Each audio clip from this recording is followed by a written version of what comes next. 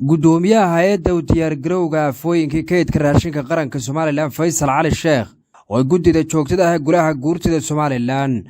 ay saakay kulan la yeesheen waxay ka xog wareysteen waxyaabaha ay hay'addaasi u qabato bulshada kala duwan. Gudoomiyaha ayaa si qoto dheer faahfaahin uga siiyay gudidaasi waxyaabaha ay hay'addani qabato. xaaladda guud oo dalku aad bay imika u fiican tahay waqtigan kolka la eego sanadkan tagay iyo sanadkan baruntii culaysyo dhowr ah ayaa dalka ka jiray waxa kamid ah COVID-19 sidaan ka warqabno oo saameyn nolosha dadka iyo caafimaadkooda baruntii wax weyn gaarsiiyay ha ugu sii badnaado sanadkan cusub wasaaradda caafimaadka mar walba u xil saaran hawshaas ka waranta laakiin waa culaysyo guud oo runtii dalka iyo qarankaba ka jira waxa isna kamid ah culeysyada dalka ka jiray ayaxbaha la yiraahdo oo isaguna sanad ila sanadkii tagay soo noqonayay deegaamo badan oo ama beeraha ha noqoto ama xoolaha ha noqoto daaqsinta ha noqoto ama dhirta ha noqoto runtii dhibaatooyin geystay bariga galbeedba waxa iyaduna jirtay sida aynu ka warqabno sanadkii 2020 aynu soo dhaafnay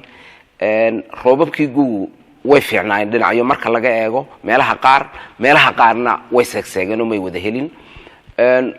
waxa ugu sii biiray sanadkan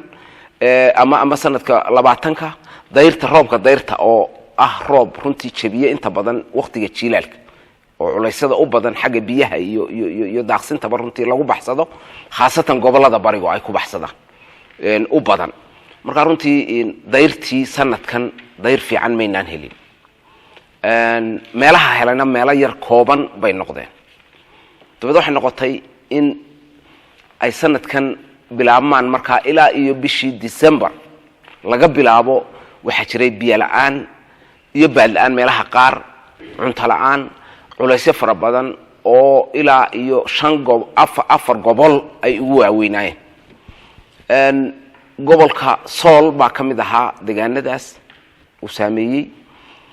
waxa kamid ah gobolka Sanaag waxa kamid ah gobolka Togdheer iyo Maroodijeex oo dhinaca koonfurta ah saameyntaasi runtii dad aad iyo aad u tiro badan bay saameystay dadku markii hore guurguur badan bay ayay sameeyeen meelihii yar ay roobabku ay ka deeyeen baa loo guurguuray qaarkood kililka shanaad iyo xagaas ay u guureen oo ay tageen way soo noqdeen haddana markii wixii uu dhamaaday meelihii yar la isku tagtagay roobku ku dambeeyay markiiba haddana waa ay soo noqdeen culayskii waa u jiray deegaanadaas oo dhan runtii biyo la'aan badan baa ayaa ka jirtay annagu ka hay'adahan runtii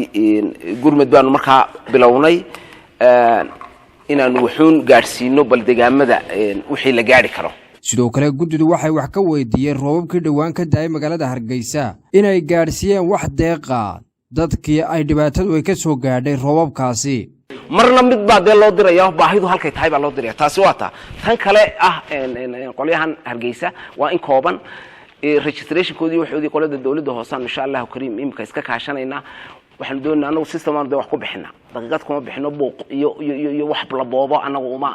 systemka kuma bixino wixii baan darisnaa eegna inta baahidu tahay halkay tahay iyo tahay marka qorshihii imka uu noo taagan yahay si dhaqso alana maalmaha soo socda waan ku qabanna hadii la hayraado ugu dambeyn xildhibaanada gudida joogtada ah golaha guurtida Soomaaliland ayaa su'aalo kala duwan weydiiyay gudoomiyaha isagoo gudoomiyahana uu ka jawaabay su'aalahaasi baahida gobolada ka jirta sideed isugu sarjaftaa